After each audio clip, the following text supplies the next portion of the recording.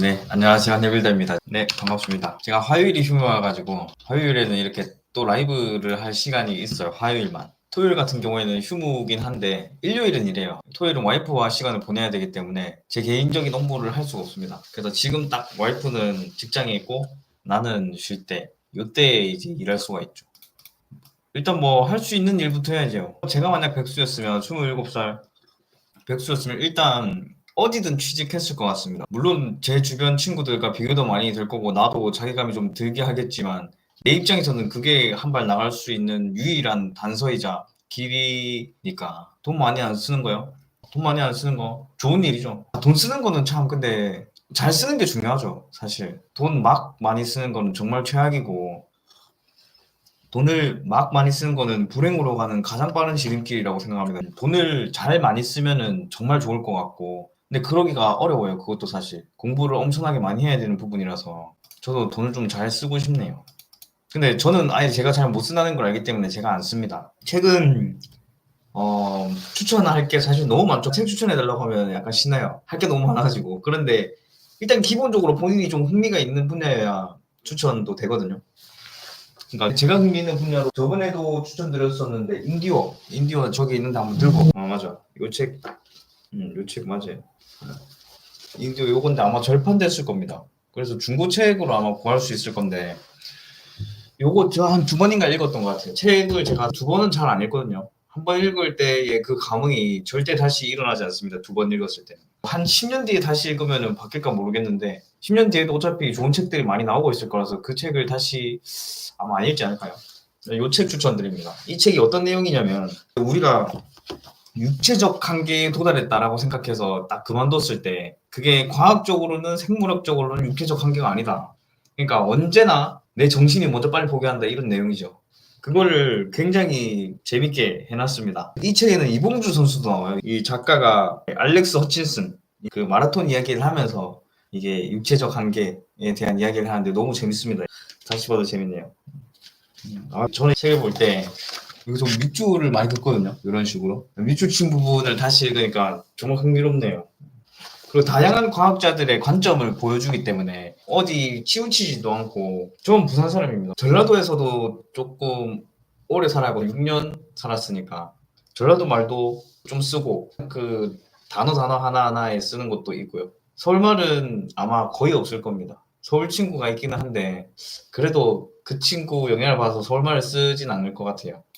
근데 서울 졸업하고 서울에 가가지고 개원한 친구들 보면 진짜 서울말 쓰더라고요. 저는 그 사투리를 일부러 좀 많이 안 쓰려고 노력을 하는 편입니다. 근데 저거는 표준말로 하기 어렵더라고요. 그래도 할 수 있지.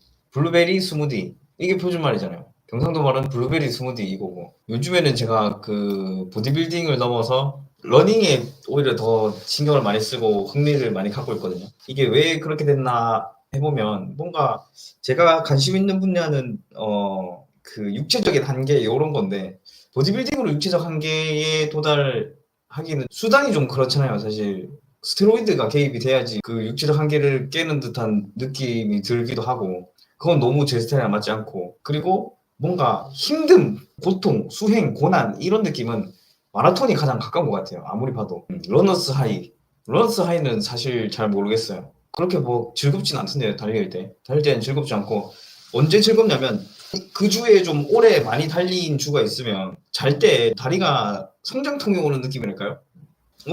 달리기를 말할 때 내가 하고 싶은 이야기 저거 그거잖아요. 그 하루키 책 있잖아요. 하루키 책 저 책도 있어요. 어딨지? 하루키. 맞아. 이 책도 좋아요. 이 책도 한 두 번 읽었던 것 같다. 벤치 100 성공하면 기분 좋죠. 그 달리기 하면 재밌는 거 뭔지 압니까? 저도 벤치를 100을 치거든요. 쳤었거든요. 근데 요즘 달리기를 많이 하니까 벤치가 줄었어요. 가슴이 작아졌습니다. 진짜로. 원래 처음 달리기를 시작했을 때 가슴이 출렁출렁거렸거든요. 그거를 제가 느꼈었어요. 근데 요즘에 뛸 때 가슴이 출렁거리지가 않습니다. 그리고 벤치를 쳐보니까 줄었어요. 그 스쿼트랑 데드는 안 줄었는데 벤치가 줄어버렸어요. 근데 슬프잖아요. 달리는 기록이 좀 차근차근 좋아지는 게 보이니까 괜찮아요. 그러니까 근육에 대한 집착에서 벗어난 것 같아요.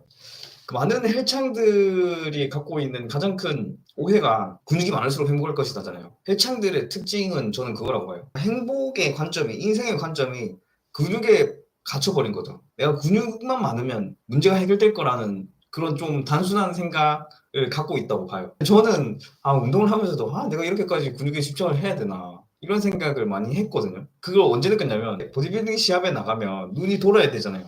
내가 근육이 좀 근질이 떨어지고 근육량이 모자라고 저 사람이 더 잘하는 것 같으면 경쟁심이 불타올라야 되거든요. 근데 내가 그러진 않았어요. 어느샌가 첫 시합 때는 정말 열받더라. 그 다음 시합에 바로 부산광역시장배 보디빌딩 대회였거든. 그때는 부산에서 그게 두 번째로 큰 대회였어요. 꽤 큰 대회였는데 거기서 바로 입상을 했거든요. 그 정도로 막 열정이 불탔는데 어느샌가 그 근육 많은 게 부러워지지 않는 거예요. 그리고 웨이트를 할 때마다 힘들고 한계를 극복하는 느낌이 없어요. 그래서 달리기를 시작을 했거든요. 물론 또 사실 유행 이전에 달리기를 좀 하고 싶다는 마음은 늘 있었는데 아무래도 유행을 하다 보니까 더 하게 된 거죠. 그리고 재수 때 오래 달리기를 잠깐 전공을 했었고 하니까 아무튼 이 책도 정말 좋아요. 체력이 뒷받침이 안 되면 짜증이 나고 짜증이 나면 일을 안 하게 됩니다. 무조건 체력이 뒷받침돼야 되고 체력이라는 단어에는 정신력이 조금 더 큰 의미를 갖고 있다고 생각해요. 힘들어도 할 수 있는 능력을 기를 수 있는 건 역시 운동이 아닐까라고 생각합니다. 또 운동을 제대로 해냈던 경험이 있으면 내가 그 힘든 것도 짜증나는 것도 해냈는데 뭐 이것쯤이야 할 수 있지라는 생각이 들거든요. 운동으로 꽤 괜찮은 성과를 낸 경험이 있으면 그 경험이 또 자기만의 자부심이 되잖아요. 그 자부심으로 뭐 하나씩 다른 일들도 더 해낼 수 있다. 이런 자신감이 생기니까 운동은 가기 싫어도 가야 됩니다. 왜냐면 그게 이득이니까. 하고 싶어서 하는 게 아니고 하기 싫어도 해야 되는 일 중에 하나죠. 시험 잘 치는 요령은 무조건 자기 스스로 진짜 시험을 치기 전에 혼자 스스로 시험을 칠 수 있잖아요. 이거를 내가 진짜 알고 있나 모르고 있나 내 스스로를 테스트할 수 있잖아요. 내가 시험을 내는 그 주체자가 돼서 내가 시험을 치는 수험생이 될 수가 있는 거죠. 맞잖아요. 여기서부터 여기까지 문제 풀기 답지 안 보고 그걸 잘해야 돼요. 그리고 조금 더 설명하자면 공부를 할 때 확실히 이거를 다 가려놓고 내가 얼마나 쓸 수 있는지를 써봐야 돼요. 실제로 쓸 수 있는지를 써봐야 돼요. 머리로는 아는데 손으로 안 써지는 경우가 있거든요. 그러면은 무조건 틀려요. 시험장 가서 맞추려면 도 같은 듯 최상위권이 되려면 머리가 몰라도 손이 알아야 돼요. 그런 느낌이거든요. 머리로 풀지 않고 손으로 풉니다. 손이 기억하고 있어요. 뭔가 우리가 운동 많이 하는 사람도 발을 잡으면 벤치 자세가 저절로 나오잖아요. 그런 식으로 문제도 그냥 손이 저절로 가서 쓰고 있어야 돼요. 그래서 가리고 이 개념을 내 혼자 다 쓸 수 있어야 됩니다. 그러면 그 문제는 무조건 맞춰요. 어떤 과목이든. 그래서 가장 나를 틀릴 수 있게 공부를 해야죠. 근데 헬스장에 발 들이대면은 한숨 쉬고 어차피 운동하게 되어 있습니다. 그래서 목표를 오늘 운동하기로 두지 말고 진짜로 헬스장에 입장만 하기로 두십시오. 저도 달리기 할 때 아침에 일어나서 뛰어야 될 때 오늘은 진짜 너무 힘들다 쉬고 싶다 조금만 뛰어야지 3km만 뛰어야지 하고 나가면 5km 뛰게 되고 그렇게 됩니다. 그래서 쉬운 것만 해야지라는 생각을 가지면 좀 실천하는데 크게 불편함이 없을 겁니다. 그리고 운동을 안 가기 시작하면 안 가는 게 습관이 됩니다. 그러면 더 앞으로 가기 힘들어져요. 그때 그 부정적인 결과들을 한번 생각해 보십시오. 그러면 내가 또 포기하는 습관이 하나 생기는 거거든요.